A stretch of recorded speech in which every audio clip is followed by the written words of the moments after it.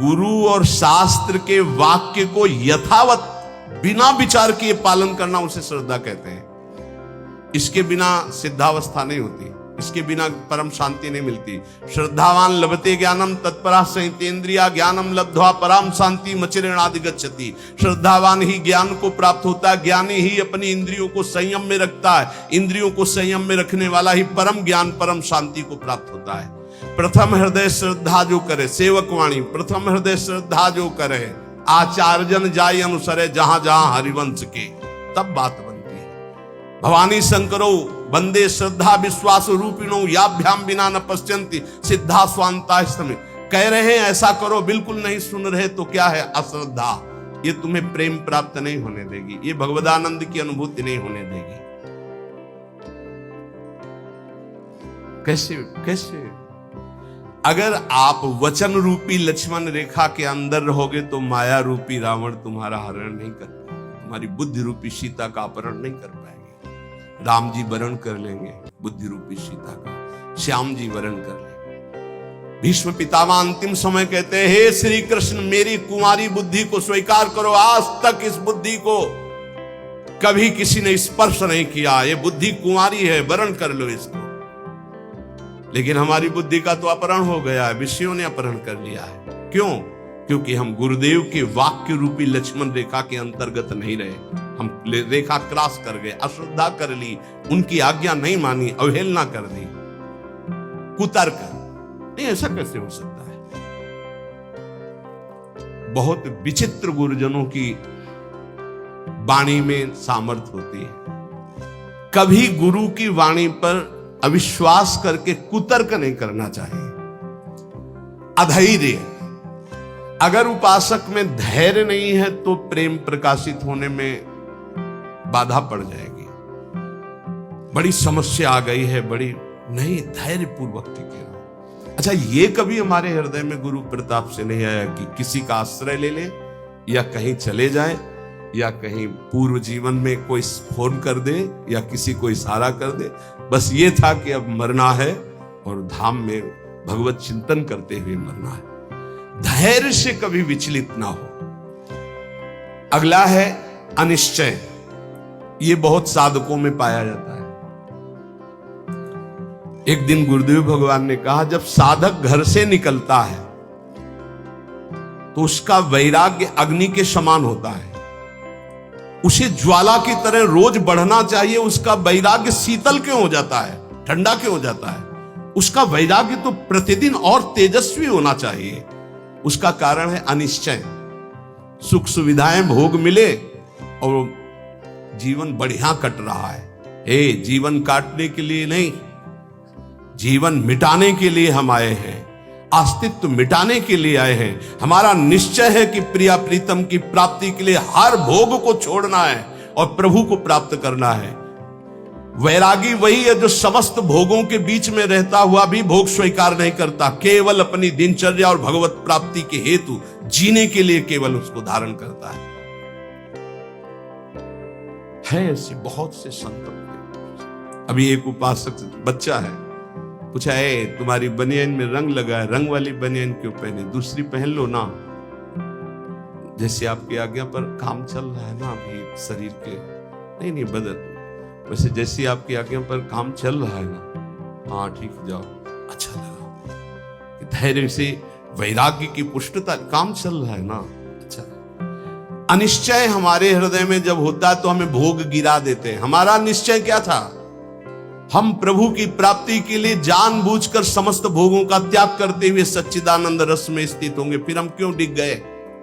इसका मतलब हमारे निश्चय में कमी थी। अनिश्चय, हमारा निश्चय था कि हम अपमान को सहेंगे, हम निंदा को सहेंगे, हम तिरस्कार को सहेंगे, हर कष्ट सहेंगे, पर हे नाथ आपको प्राप्त करेंगे, आपका भजन करेंगे। कहां गया वो निश्चय? थोड़ी सी कोई अपमान की वृत्ति आई, हम गुस्सा हो गए, थोड़ा सा तिरस्कार हुआ, हम परमार्थ छोड़ दिया, थोड़ा सा कोई भोग आया, हम भजन छोड़ दिया, भोग में राजी हो गए। कहां गया हमारा निश्चय? इसका मतलब अनिश्चय है हमारे हृदय में, लक्ष्य का निश्चय नहीं है। संशय, पता नहीं भगवान में सुख है कि भोगों में सुख है, पता नहीं इस मार्ग से भगवान मिलेंगे कि नहीं मिलेंगे। पता नहीं जिनके सहारे भगवान की प्राप्ति कराएंगे कि नहीं कराएंगे। कई तरह संशयात्मा विनश्यति, वो भ्रष्ट हो जाएगा, गिर जाएगा।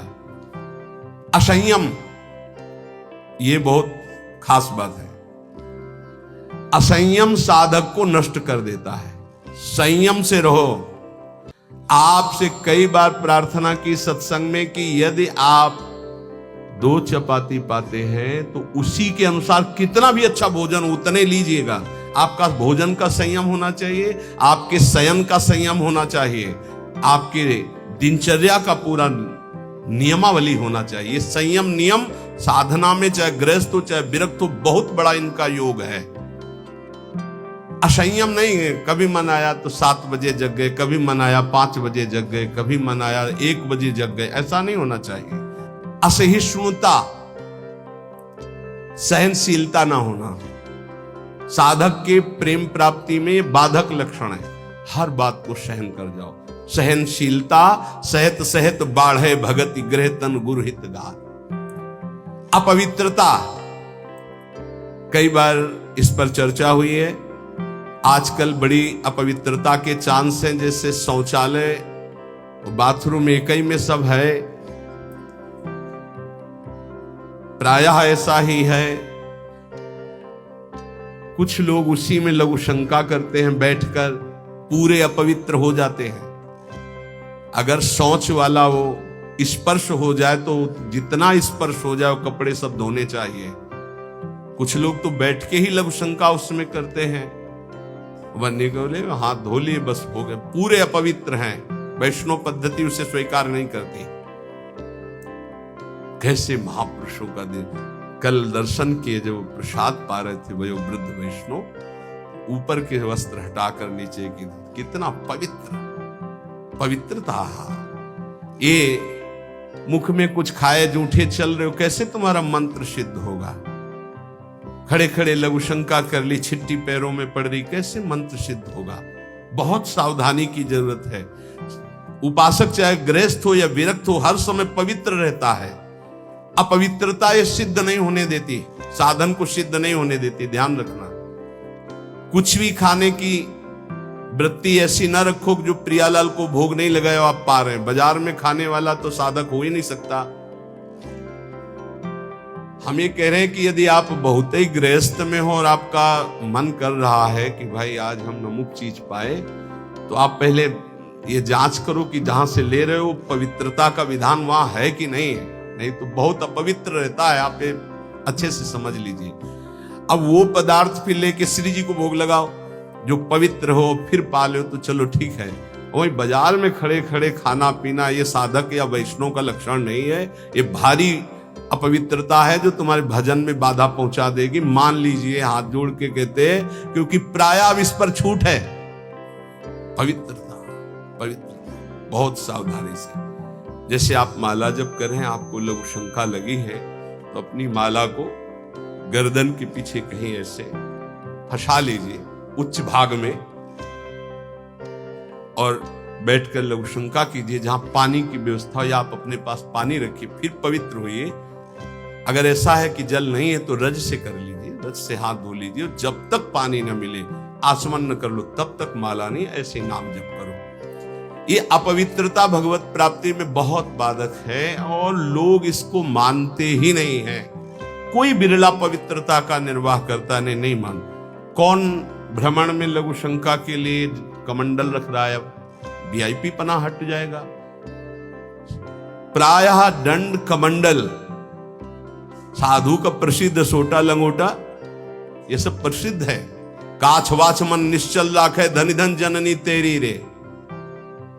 बहुत अब प्रायः दर्शन करने वालों में ऐसे दर्शन होते हैं, हाथ में बिसलरी की बोतल ऐसे, जैसे कोई जल चढ़ाने की गंगा जली नहीं, प्रायः बिसलरी की बोतल ऐसे हाथ में होगी। जमाना बदलता चला जा रहा है, और या स्मार्ट मोबाइल हाथ में होगा। कोई भले आदमी तो ऐसे मिलते कि मोबाइल से ऐसे वीडियो दाहिने हाथ से बना रहे हो, बाएं हाथ से ऐसे कर रहे हो। बाएं हाथ से किसको किया जाता है जानते हो? शत्रु पक्ष को। जब राजाओं के यहां दुश्मन का दूत जाता था तो बाएं हाथ से सलूट करता था।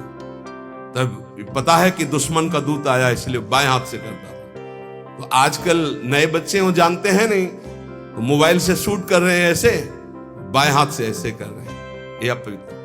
भगवान के सामने या भगवत भक्तों के सामने, चलो आपके हाथ खाली नहीं, वीडियो बना रहे हो तो नेत्रों से कर लो, बाएं हाथ से काहे को, दुश्मनी काहे को मोल ले रहे हो? बहुत बड़े के दरबार में हो, बहुत बड़े के पार्षद है, वो हर समय देख रहे हैं। आप क्या समझते हो हम अकेले चलते हैं? नहीं बोले 10-20 साथ चलते नहीं, इनकी बात नहीं कर रहा। एक कदम भी ऐसा नहीं जिसमें हमारी महारानी जी न चलती हूं। ये जो छोटे छोटे नवजात शिशु जो ये सब, ये जानते हो महारानी जी के प्रताप का आशीष लेने आते हैं। हमारा कुछ नहीं है, हमारे आगे आगे चलती है हमारी महारानी जी। हम उनकी दासी, उनके पीछे चलती है, आगे वो चलती है। ये जो फूल बरसते हैं ना, ये महारानी जी के चरणों में बरसते हैं। ये जो फूलों के पावड़े बिछे होते हैं ना, मेरी स्वामिनी जी के लिए। अगर ये मेरे लिए लगते ना तो कब का बंद करवा देते, आप ये भी समझ लो। मेरी महारानी जी के दर्शन के लिए कोई नाचता है, कोई रोता है, पूरी भीड़ में सैकड़ों रोते हैं, तो हम उनकी आंखों की तरफ देखते हैं कि मेरी प्रिया जी का कृपा प्रसाद इनकी, भले किसी भाव से। मेरी महारानी जी तो बड़ी रिझवार है ना, हाँ बड़ी रिझवार। कितने के अंतिम बन गए, अंतिम बन गए, समय अंतिम बन गए, क्योंकि उनको तो समझ में नहीं आ रहा है ना, वो तो केवल देख रहे हैं बाबा। लेकिन बाबा के आगे जो चल रहे हैं उनका प्रताप चल रहा है। आप समझते हो ना, किसी के आगे इतना नहीं होता जो आप देख रहे हो। ये महारानी जी के आगे होता है, किसी और के आगे नहीं होता। यहां कोई संत प्रताप उदित नहीं है, ये महारानी जी का प्रताप उदित, राधा प्रताप। जो प्रसिद्धि और पुजवाने की इच्छा रखता है उसे प्रेम प्राप्त नहीं होता। प्रेम प्राप्ति में बाधक अपनी प्रसिद्धि और पुजवाने की इच्छा नहीं। अपने इष्ट में चित्त को लगा दो। तो सेवक जी महाराज कह रहे हैं, बिस्तर है सब जग बिमल कीरति, साधु संगति ना टरे, बास वृंदा विपिन पावे, श्री राधिका जो कृपा करे। अपने आप जगत में विमल कीर्ति का विस्तार हो जाता है जो प्रियालाल में चित्त जोड़ता है। अपनी पुजवाने की इच्छा, मान की चाह, ये प्रेम नहीं प्रकट होने देती। अगला, किसी से भी घृणा। जैसे कोई भी किसी भी तरह का है, किसी भी धर्म का है, कैसे भी आचरण करने वाला है, अगर वो हमारी महारानी के दरबार में आता है तो उसको हम भगवान की तरह आदर करेंगे।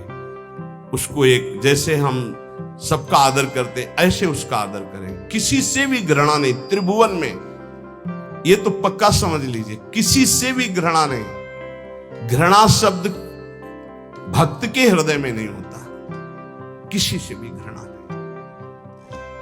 द्वेष, अजात शत्रु भक्त होता है। अगर द्वेष है तो प्रेम प्रकट नहीं हो। अद्वेष्टा सर्वभूतानाम, किसी भी संसार में एक भी से भी अगर द्वेष है, दुश्मनी है, तो भगवत प्राप्ति में बाधा हो जाएगी। अजात शत्रु, तुम्हें गाली दे, सर झुका लो, वो तुमसे द्वेष मान रहा है, तुम उससे द्वेष कभी मत मानो। जब दिखाई दे तो नेत्रों से प्रणाम कर। और निर्दयता, ये प्रेम में बाधक है। कभी किसी के प्रति कठोर व्यवहार वाणी के द्वारा, मन के द्वारा, तन के द्वारा ना करें। दुराग्रह, ऐसा होना ही चाहिए, ये कभी हट ना करें। जोई प्यारो करे, सोई मोई भावे। ध्यान रखिए, दुराग्रह कभी प्रभु से भी ना करे कि नहीं प्रभु इतना तो होना ही चाहिए, गुरुदेव इतना तो होना ही चाहिए। नहीं, जोई प्यारो करे, सोई मोई भावे। चपलता, जल्दीबाजी, चांचल्यता, ये साधक में नहीं होनी चाहिए। गंभीर स्वभाव, जो कार्य करे बहुत ठीक से करे। एक साधक अपनी सेवा में है, उनसे आप कोई भी जल्दी काम को नहीं करेंगे। कार्य दे दो, छोड़ दो। अगर पात्र मार्जन करना है तो जब वो मार्जन करके निकले बाहर तो आप देख लेना निर्दोष हर पात्र चमकता हुआ मिलेगा। पर आप कह दो 5 मिनट में करो तो नहीं करेंगे। जो सेवा दोगे वो सेवा होगी, पर सांगो पांग होगी, उन्हें छेड़ो मत। वो अपने आप पूरा नाम जप करते एकदम, पोछा लगाना छोड़ दो, उसे बोलो मत, बस सेवा दे दो। वो आराम से पूरे भवन में पोछा लगा के शांत, उसे छेड़ो मत। अगर जल्दी करो तो पोछा रख दे खड़ा है। आप छेड़ो मत, सेवा दे दो। तो जब वो सेवा में होते तो हम कह देते उसको छेड़ो मत, वो अपनी सेवा पूरी सांगोपांग करेगा पर उसे छेड़ो मत। ऐसा ही उपासक का स्वभाव होना चाहिए। हम जिस कार्य में लगे सांगोपांग उसमें लगे, गंभीरता पूर्वक लगे, जल्दीबाजी नहीं, चांचल्यता नहीं। ये प्रेम प्राप्ति के लिए आवश्यक है।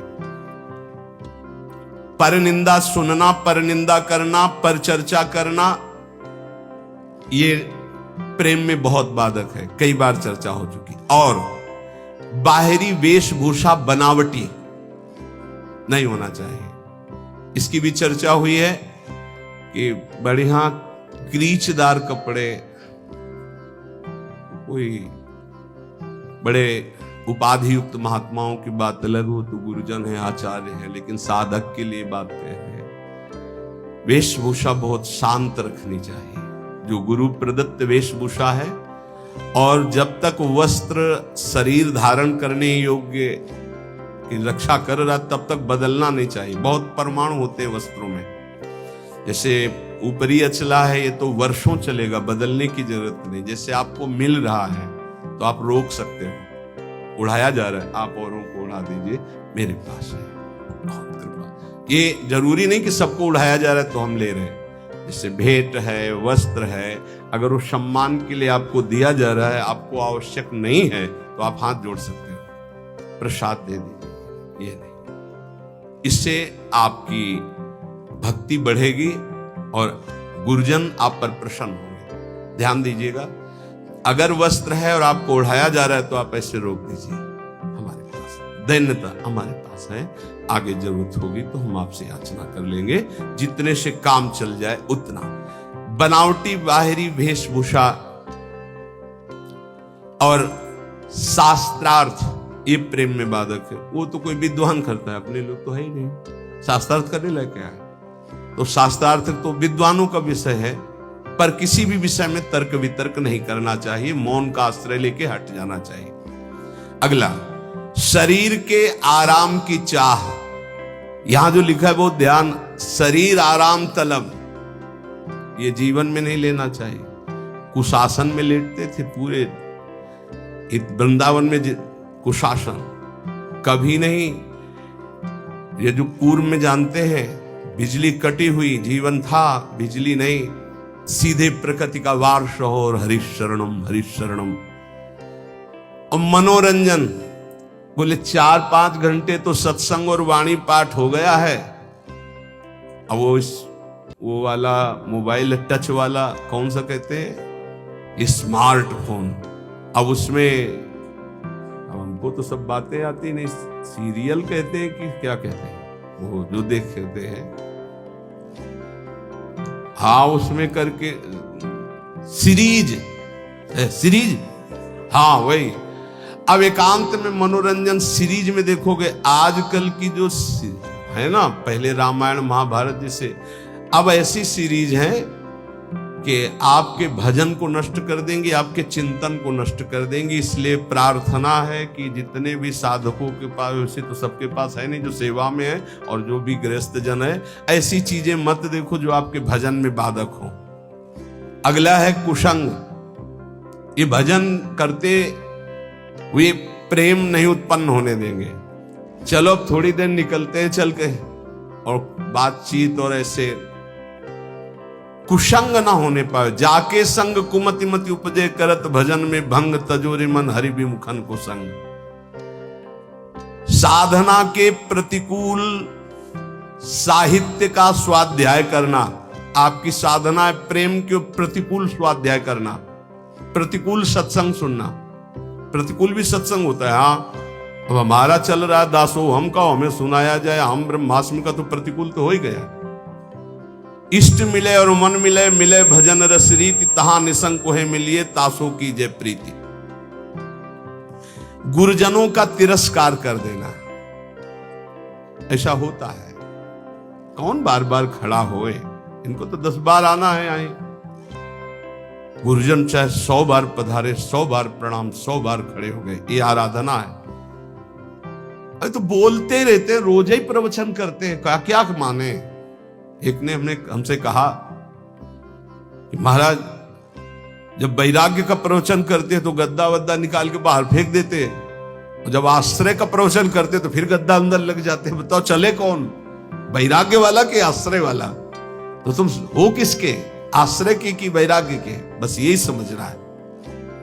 गुरुजनों के वचनों पर अविश्वास, भजन जो संख्या दी गई उसमें लापरवाही। बहुत ज्यादा संख्या नहीं दी थी, एक दिन कहा था सब लोग 11 माला तो कर ही लिया करो। वो ईमानदारी से बताओ बेईमानी कितनी है इसमें?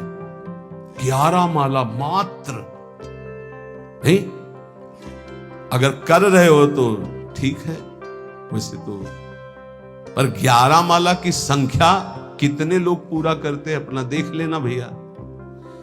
जो नियम दिया गया उसमें लापरवाही नहीं होनी चाहिए, बस ये बात देख लो। जो विशेष सेवा में लगे हुए रात दिन, उनको भी युक्ति बताइए कि तुम्हारा कैसे पूरा होगा, लेकिन जिनको समय है उनको 11 माला संख्या तो करनी ही चाहिए, निज मंत्र की, शरणागत मंत्र की। और लक्ष्य के प्रति लोभ ना बढ़ा करके धन के प्रति लोभ आ जाना भगवत प्राप्ति, प्रेम प्राप्ति में बड़ा बाधक है। या साधन करते हुए अहंकार आ जाना, ये भी भगवत, साधन ठीक चल रहा है सब, लेकिन अहंकार आ गया तो भगवत प्रेम नहीं होगा। जो वैराग्य मार्ग में है, ब्रह्मचर्य का खंडन करना, या गृहस्थ में संयम युक्त गृहस्थ धर्म का सेवन ना करना।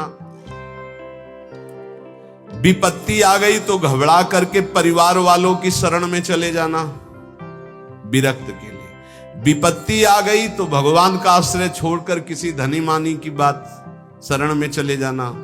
चाहे गृहस्थ हो चाहे विरक्त, भगवान के सिवा अन्य आश्रय नहीं। नरसिंह मेहता, प्रहलाद जी, मीरा जी, बड़े बड़े भक्तों के चरित्र पढ़ो, किसके पास गए? हरिः शरणम हरिः शरणम, हर विपत्ति नष्ट। हरि स्मृति सर्व विपद विमोक्षणम, बड़ी बड़ी विपत्तियां भगवान के स्मरण से नष्ट। सही औषधि हर विपत्ति नाश करने के लिए भगवत गुणगान, भगवान नाम जप, अलौकिक चमत्कार, बिना किसी फोन के हर समस्या का। हरि स्मृति सर्व विपद विमोक्षणम, मान लीजिए आप किसी की तरफ मत झांकिए, केवल प्रभु की तरफ देखिए तो कुछ बिगड़ ही नहीं सकता। 5 वर्ष के प्रहलाद जी क्या बिगाड़ लिया त्रिभुवनपति हिरण्यकश्यप ने, पर हमारा विश्वास काम नहीं करता। किसी भी मनुष्य को, संपत्ति को, सुख भोग को, पद को, ममता को भगवान के समान न रखना। अपने इष्ट की समानता में किसी को न रखना। कैसे समझोगे कि हमने इष्ट की समानता में किसी को नहीं रखा? किसी व्यक्ति के मिलने पर, वस्तु के मिलने पर, भोग सामग्री के मिलने पर, पद मिलने पर यदि भगवान भूल गए तो वो भगवान से बढ़कर वस्तु हो गई, भगवान छोटे हो गए। अगर भगवत स्मरण चल रहा है तो फिर किसी को नहीं रखा भगवत स्मृति के समान। अब आप देख लीजिए, छोटी छोटी बातों में भगवत स्मरण छूट जाता है तो भगवान छोटे हो गए और वो भोग सामग्री, वो व्यक्ति बड़ा हो गया। आगे कह रहे हैं, जो भारी व्यवस्था धर्म प्रचार के चक्कर में पड़ जाता है, प्रेम प्राप्ति दुर्लभ हो जाती है, वो लक्ष्य को भूल जाता है। इतने दोषों से यदि बच जाया जाए गुरु कृपा से, तो सहज भजन में रुचि हो जाए और भगवत प्राप्ति हो जाए और प्रेम प्राप्ति हो जाए। आहार दोष, अस्वस्थता, आलस्य, प्रमाद, पुरुषार्थहीनता, अश्रद्धा, कुतर्क, अधैर्य, अनिश्चय, संशय, असंयम, असहिष्णुता, अपवित्रता, प्रसिद्धि, पुजवाने की इच्छा, मान की चाह, घृणा, द्वेष, निर्दयता, दुराग्रह, चपलता, जल्दीबाजी, परदोष दर्शन, परनिंदा, परचर्चा, बाहरी वेशभूषा सजाना, विवाद, शास्त्रार्थ करना, शरीर के आराम की चाह, विलासिता और दूसरों से सेवा कराने की आदत बनाना, लोक में मनोरंजन करना, कुसंग करना, साधना के प्रतिकूल, साधना के अनावश्यक साहित्यों को पढ़ना, अनावश्यक बातों को सुनना, साधना के प्रतिकूल सत्संग सुनना, भजन में लापरवाही, गुरु के वचनों पर अविश्वास, दूसरे साधन और लक्ष्य के प्रति लोभ और विपत्ति में घबरा जाना, ब्रह्मचर्य का नाश करना, साधना में अभिमान करना, कर्तव्य को भूल जाना, प्रभु के समान किसी को भी मानना नहीं। मतलब ये समझना हम सबको प्रभु मानते हैं, लेकिन प्रभु के समान का मतलब है कि प्रभु जहां हमारे हृदय में है वहां किसी का स्थान नहीं।